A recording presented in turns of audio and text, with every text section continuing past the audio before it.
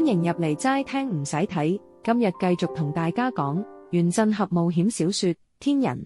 上次講緊原振俠同鐵男盜墓途中，忽然有個神秘女子出現，二人作賊心虛，嗱臨執埋啲嘢就走人。點知隔咗幾日，神秘女子揾上門，去到原振俠嘅男生宿舍，引得全場狗公狂吠，二人唯有轉場去咖啡店蜜針。面對神秘女子黃娟，究竟戀愛腦原振俠幾時會沉船呢？齋聽唔使睇，一齊嚟聽故事啦！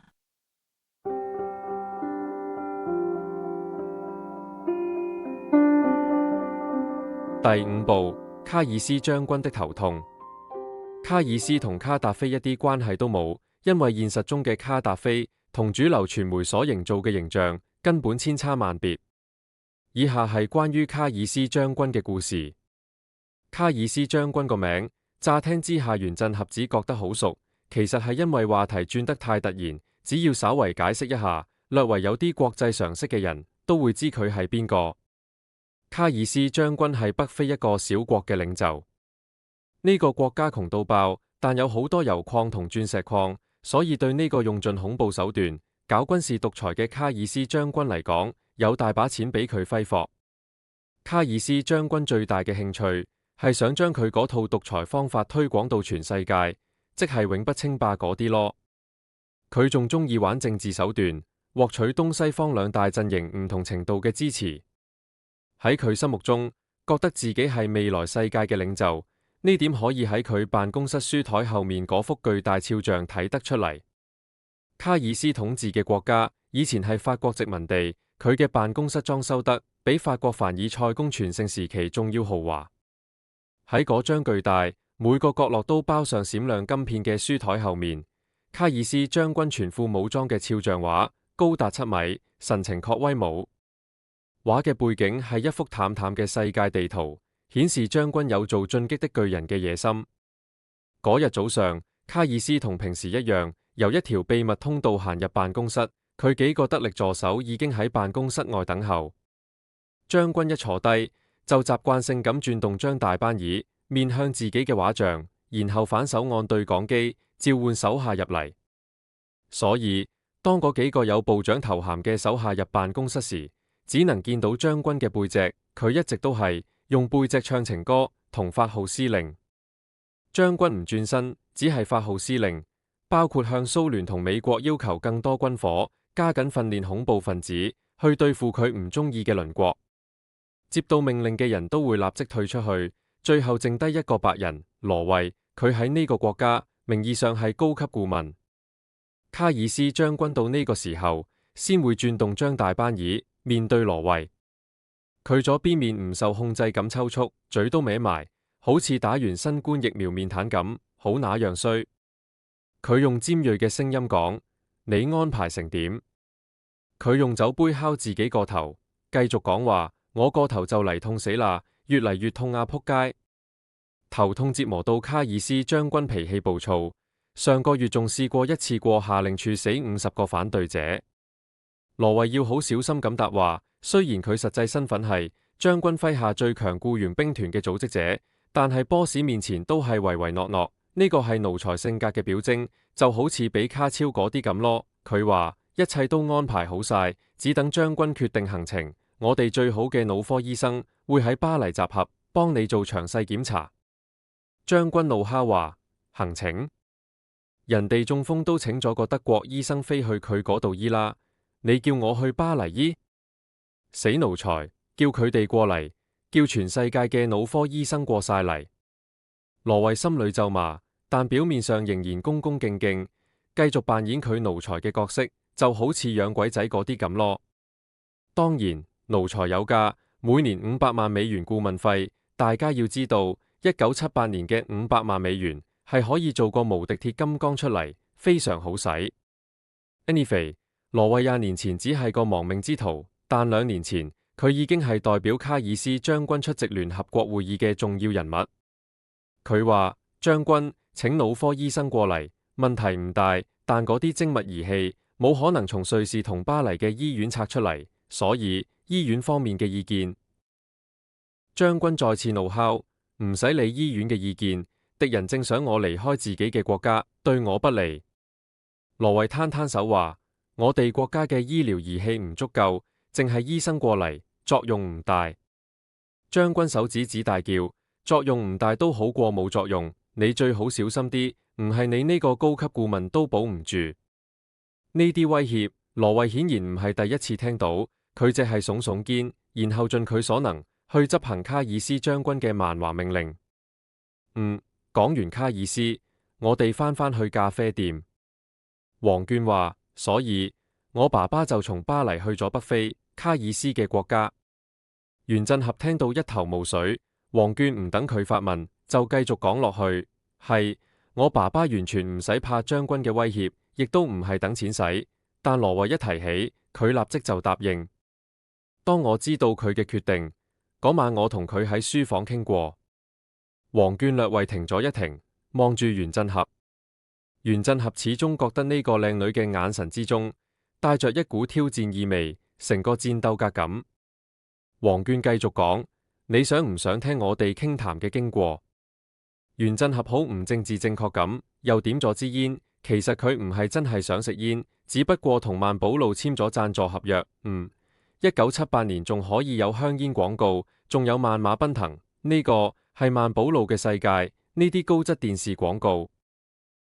除咗贊助費之外，佢潛意識都想喺王娟面前扮成熟啲，因為佢知李嘉欣中意啲成熟男人，例如李嘉，都係講翻故事啦。袁振合話：王教授點解肯去醫嗰個北非獨裁者？我當然想知，請講。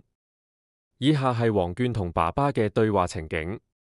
王娟提高聲音講：爸，你點解要老遠飛去非洲，幫嗰個衰人醫病？你唔係一個普通嘅出診醫生，而係全世界推崇嘅腦科權威喎。黃英區教授咬住煙斗，對女兒嘅問題，佢暫時唔答，只露出古怪神情。從任何角度睇，腦科權威黃應區教授嘅地位咁高，對於卡爾斯將軍嘅邀請，佢完全可以斷言拒絕。就算將軍親自嚟到巴黎，黃教授甚至連會診都可以唔參加，都唔會有問題。而羅維一到巴黎，唔揾其他腦科醫生，先揾黃教授，都有原因。佢同黃教授係舊相識，好多年前，當佢哋仲年輕嘅時候，就喺巴黎認識。嗰陣，黃教授係一個窮學生，而羅維已經係一個亡命之徒。佢哋點樣認識，唔使深究，總之兩人之間嘅友誼無可置疑。之後，羅維離開法國，參加僱傭兵團，憑佢嘅亡命性格，好快就爬升上去，成為僱傭兵團入面出色嘅人物。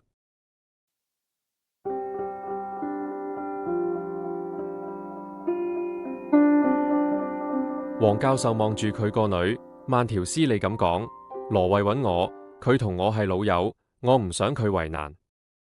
黃娟搖搖頭：爸，我唔係細路女啦，你講個好啲嘅理由好冇？黃英區小心翼翼咁望住個女，心諗：係喎，佢唔再係細路女，但真正嘅原因點講得俾佢聽呢？佢深深吸一口氣話：好，我唔敷衍你。真正嘅理由係，我對卡爾斯呢個人好有興趣，早就想詳細檢查佢嘅身體。今次有呢個機會，我唔會放過。黃英區教授嘅外表同佢嘅權威好匹配，中年人嘅威嚴、學術成就喺佢身上表露無遺。雖然心理學家話，任何男人潛意識都會有頑童性格，但黃教授絕對唔係咁。佢應該同掌聲雷動、著作等身呢啲嘢聯繫埋一齊。但呢一刻，佢講嘅理由就好似一個頑童收到心儀已久嘅玩具咁。黃娟忍唔住笑咗，佢問：點解你會對呢個人嘅身體有興趣？唔通佢係超人？呢個明顯係一個開玩笑嘅問題，但黃教授好認真咁諗咗一陣。黃娟有啲唔耐煩，正想再問，黃教授就話：我答唔到你呢個問題，但係佢係一個好古怪嘅人，佢身上有現代醫學難以解釋嘅問題。黃娟話：係，佢係怪，因為佢係一個獨裁者。黃教授仲係好認真咁講，佢嘅怪同獨裁無關。我話佢怪，純粹係因為佢身體嘅結構肯定有特別之處。黃娟呆諗咗一陣，心諗爸爸一再強調，肯定有佢嘅原因。雖然佢唔完全明白爸爸嘅意思，但佢思路好親密，多少聽出啲端倪。佢問爸：你同呢個將軍以前見過面？黃英區教授深深吸一口氣，沉思咗一陣先答：係。黃絹更奇，繼續追問：爸，點可能？你一直喺法國同日本搞嘅工作，同一個獨裁者大纜都扯唔埋，你點會識佢？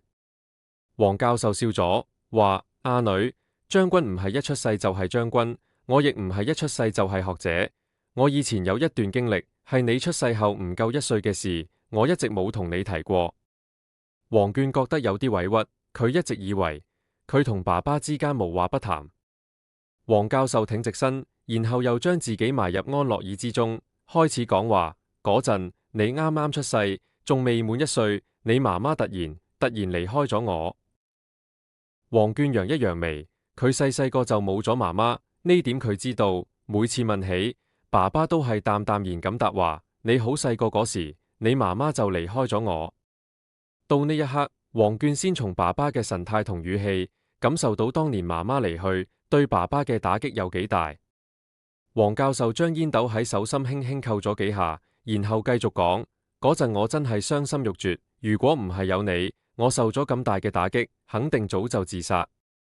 黃絹伸手過去，握住爸爸隻手。黃教授指手微微震抖。過去嘅歲月雖然過咗，但心靈嘅創傷仲好似隨時會滲血。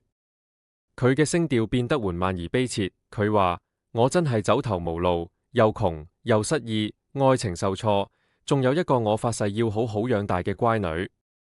就喺呢個時候，羅慧嚟揾我，話佢嘅僱傭兵團喺阿爾及利亞打仗，急需一個戰地醫生。黃絹握緊爸爸隻手。黃教授嘆一聲，話：雖然我仲未畢業，但已經有足夠資格，我幾乎諗都冇諗就答應咗，攞咗一筆錢，啱啱好夠送你去最貴族嘅托兒院寄養2年。我安頓好你之後，就同羅慧一齊去北非。僱傭兵團嘅生活經歷簡直係一場噩夢。去到北非第2年，我遇到卡爾斯，喺一個好古怪嘅環境，喺北非嘅沙漠中見到佢。黃絹低嘆一聲，話：爸，如果過去嘅事令你唔開心，不如唔好講啦。黃教授輕撫女兒嘅長髮，話：我一定要你明白點解我而家事隔咁多年，仲要去見卡爾斯。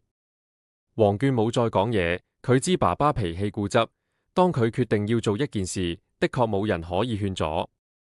黃教授又靜咗一陣，先繼續講述佢喺古怪環境之下見到卡爾斯嘅經過。嗰陣嘅卡爾斯仲未係將軍，只係游擊隊入面一個低級軍官。法國僱傭兵團喺北非阿爾及利亞，主要係同一個由非洲，主要係北非野心家組成嘅游擊隊對抗。呢支游擊隊主要係阿爾及利亞土著，但有啲聯合勢力，亦有其他非洲地區嘅人加入。武器來源係軍火商同一啲唯恐天下不亂嘅野心集團支持。呢場戰爭好艱難，甚至醜惡。雙方根本唔按戰爭規矩打，好似戰爭嘅唯一目的就係殺戮，而唔係打勝仗。黃英區一到北非，接到嘅第一道命令就係絕對唔醫治對方嘅傷兵，根本唔要有傷兵，亦唔要有俘虜。一開始，一個醫科學生見到成串俘虜被殘酷處死，會忍唔住嘔吐，但慢慢就麻木同習慣咗。隨住戰爭越嚟越激烈，有啲僱傭兵被游擊隊捉咗去，屍體被虐待得乾扁發臭，僱傭兵嘅報復就更殘忍。唔知邊個提議將游擊隊嘅俘虜用手扣足鐐連埋一齊，送去沙漠，任由佢哋喺嗰度掙扎、挨餓同渴死。用嚟處死嘅沙漠，多數係東方歐格沙漠嘅中心，嗰度真係人間地獄。除咗沙漠嘅毒蜥蜴，幾乎冇生物可以生存。日頭烈日之下，氣溫高達攝氏48度，連毒蜥蜴都要兩腳輪流企喺滾燙嘅沙上先頂得住。被送去嗰度嘅俘虜喺被趕落車嗰刻發出嘅哀號聲，據講連沙粒都會震動。黃英區遇到卡爾斯，就喺呢個沙漠嘅中心，嗰時係夜晚。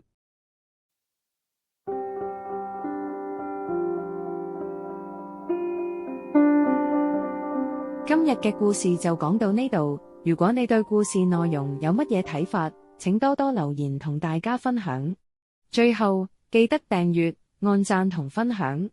訂閱完全免費，唔會帶嚟任何麻煩，但我哋訂閱人數不足，就有啲麻煩。希望未訂閱嘅觀眾聽眾可以高抬貴手，感謝收聽，我哋下次見。